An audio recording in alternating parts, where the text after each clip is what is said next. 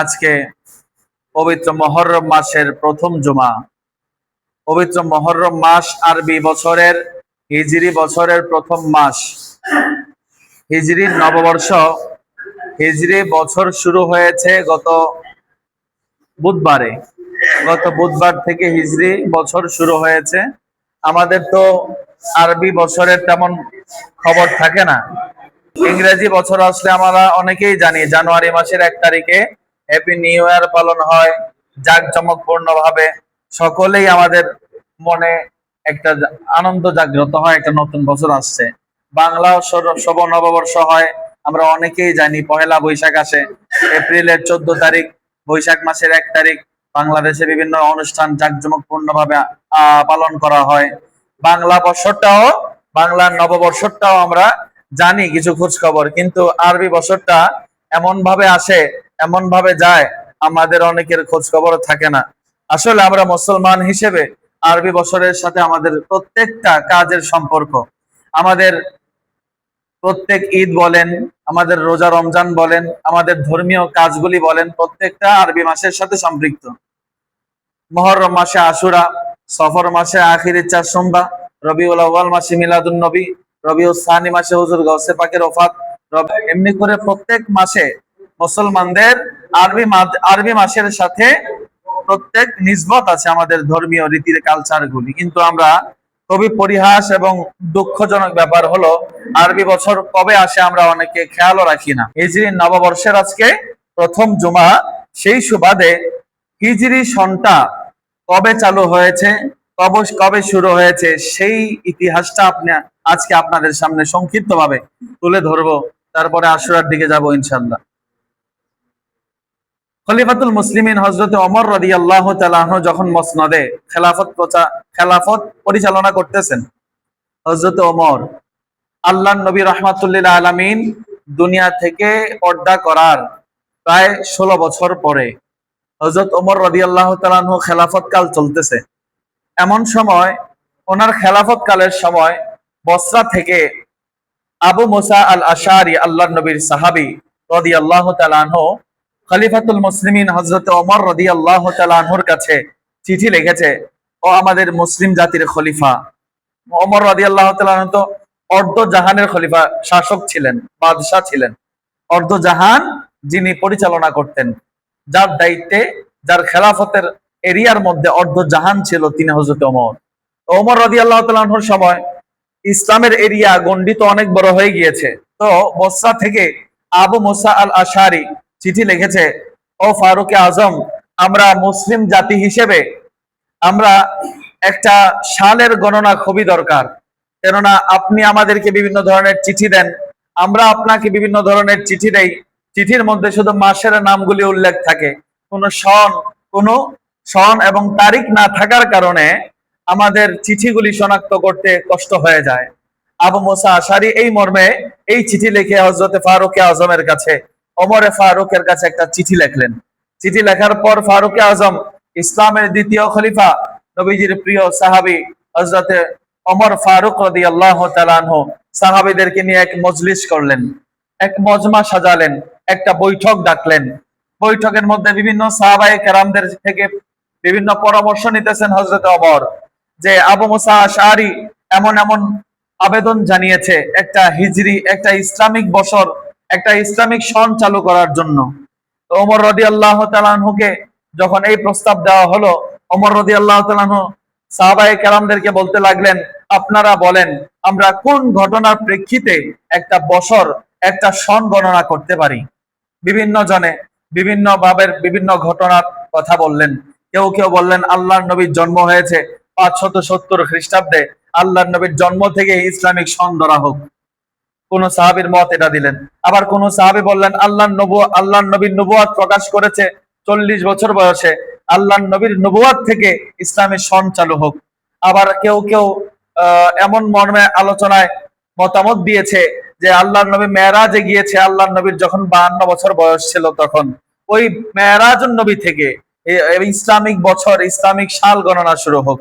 সর্বশেষে হযরত মাওলা আলী কাররামাল্লাহু তাআলা ওয়াজহাহুল কারীম উনি মতামত দিলেন, হে ফারুকে আজম, আমি চাই আমার নবী রাহমাতুল লিল আলামিন মক্কা থেকে যে মদিনায় হিজরত করেছেন, এই হিজরতকে কেন্দ্র করে ইসলামিক সঞ্চালন হোক। জোরে বলুন সুবহানাল্লাহ। সাহাবায়ে কেরাম বিভিন্ন মতামত দিলেন। হযরত আলী যখন এই কথা বললেন যে নবীজির হিজরতকে কেন্দ্র করে ইসলামিক সঞ্চালন হোক, সকল সাহাবী নিজেদের মতামত ছেড়ে দিয়ে মাওলা আলীর মতকে গ্রহণ করলেন। জোরে বলুন সুবহানাল্লাহ। বললেন যে আলী রাদিয়াল্লাহু তাআলা যে মত দিয়েছেন এটাই কায়েম হোক, আমাদের ইসলামিক সাল গণনা হোক নবীজির হিজরতকে কেন্দ্র করে। জোরে বলুন সুবহানাল্লাহ। নবীজির হিজরত হয়েছে নবীজি দুনিয়াতে থাকা অবস্থায়। নবীজি মদিনায় গিয়ে 10 বছর ছিলেন হিজরতের পরে। তো হিজরি সাল শুরু হয়েছে আরো 16 বছর পরে। নবীজি যখন হিজরত করেছেন হিজরতের 16 বছর পরে ফারুক আজম এই হিজরি গণনা, ইসলামিক সাল গণনা শুরু করেছেন। 16 বছর পরে সাহাবায়ে কেরামের মত অনুযায়ী আল্লাহর হাবিবের হিজরতকে কেন্দ্র করে, আল্লাহর হাবিব যে মক্কা থেকে মদিনায় গিয়েছেন এটাকে কেন্দ্র করে কেন সাল গণনা হলো, এটার প্রেক্ষিতে এটা প্রেক্ষাপট কারণ আছে।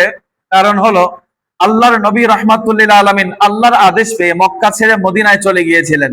এই মদিনা যাওয়ার পর থেকে ইসলামের বিস্তৃততা, ইসলামের যে প্রভাব, ইসলামের যে ছড়িয়ে যাওয়ার ব্যাপারটা মদিনা যাওয়ার পর থেকে ইসলাম ছড়িয়ে যেতে লাগলো।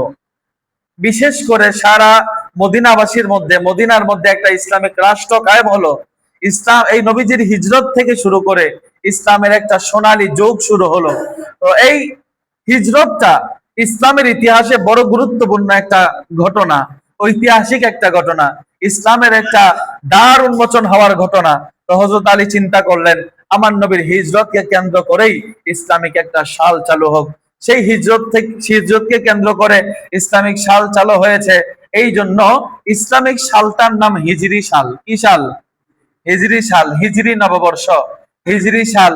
হিজরি বলে যে হিজরি 1447, হিজরি 1448।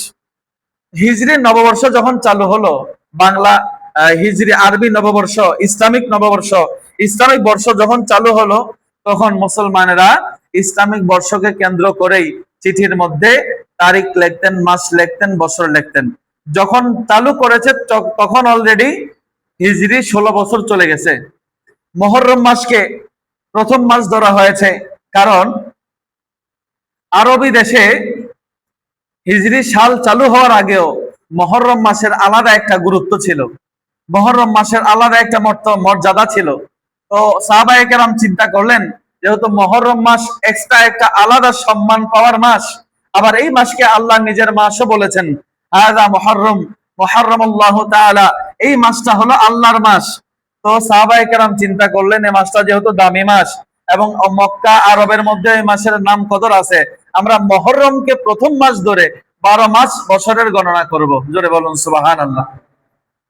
আর এই হিজরি নববর্ষ যখন চালু করতেছে সাহাবায়ে কেরাম, যখন সাল চালু হচ্ছে তখন মাস চলতেছে রবিউল আউয়াল মাস।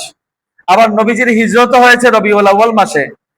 বছরের প্রথম হয়তো রবিউল আউয়াল মাস, কিন্তু মুহররম মাস আল্লাহর মাস বলে, মুহররম মাসে ইসলামিক বিভিন্ন ঐতিহাসিক ঘটনাগুলো ঘটেছে বলে মুহররম মাসে মক্কায় একটা মর্যাদাপূর্ণ মাস হিসেবে গণ্য বলে মুহররম মাসকে প্রথম মাস ধরে হিজরি বছরের গণনা শুরু হয়েছে। জোরে বলুন সুবহানাল্লাহ। বিশেষ করে আপনারা জেনে থাকবেন ইংরেজি বছর গণনা শুরু হয়েছে হযরত ঈসা আলাইহিস সালামের জন্ম থেকে। খ্রিস্টপূর্ব বলে, খ্রিস্টানরা ওই খ্রিস্টীয় বলে আর কি। হযরত ঈসা আলাইহিস সালামের জন্ম থেকে আরবি এই ইংরেজি বছরের সনের গণনা 1400, এবার 2026 সাল, তার মানে 2026 বছর আগে হযরত ঈসার জন্ম। জোরে বলুন সুবহানাল্লাহ। এটা হযরত ঈসা থেকে ইংরেজি সাল। তারপর বাংলা সাল চালু করেছে বাদশাহ আকবর, দ্বীন-এ এলাহির প্রবর্তক ছিলেন যিনি। উনি দেখতে পাচ্ছেন যে ওই ইংরেজি মাসের সাথে হিজরি নববর্ষ যেটা আমাদের হিজরি মাস, এই মাসগুলো কিন্তু সৌরজগতের কেন্দ্র করে নয়, চন্দ্র কেন্দ্র করে, চাঁদকে কেন্দ্র করে মাস হয়। দেখা যায় যে সৌরজগতের সাথে চন্দ্র জগৎ মিলে না। প্রায় হিজরি বছরটা ইংরেজি এবং বাংলা বছর থেকে প্রায় 11 দিন কম। তো দেখা যায় যে ফসলের যে উৎপাদন প্রতি বছর 11 দিন কমে যাওয়ার কারণে ফসলের উৎপাদনের সময়ে কর তুলতে একটু সমস্যা হয়ে যায়, খাজনা আদায় করতে একটু সমস্যা হয়ে যায়, দিন তো কমে যায়, পরে 1 বছর যায় 11 দিন কমে আরেকটু আগায়া যায়। এই জন্য খাজনাটা তুলতে অসুবিধা হয়ে যায়। এই জন্য বাদশাহ আকবর চিন্তা করলেন যে একটা শাল চালু করা দরকার। উনি একজনকে দায়িত্ব দিলেন, দায়িত্ব পেয়ে উনি বহুত চিন্তা ভাবনা করে একটা শাল চালু করলেন। যখন শাল চালু করেছেন, হিজরি সাল তখন 946 চলতেছে, বাংলা সাল যখন চালু হয়, তো বাংলা সাল 946 থেকেই গণনা শুরু হয়েছে। বাংলা সালটা শুরু থেকেই 946 থেকে শুরু করেছেন, 946 থেকে গণনা শুরু করেছেন, এই পর্যন্ত 1400 এবার 33 সম্ভবত নাকি। তো বাংলা সাল এভাবে গণনা শুরু করেছেন বাদশাহ আকবর। খাজনা এবং কর আদায়ের সুবিধার্থে বাংলা সালের প্রবর্তন করেছেন। হযরত ওমরে ফারুক হিজরি নববর্ষের প্রবর্তন করেছেন। হযরত ঈসা আলাইহিস সালাম থেকে আরবি ইংরেজি বর্ষের উদ্ভাবন হয়েছে। এই ছিল নববর্ষের কথা, হিজরি নববর্ষের ইতিহাস। আমরা আজকে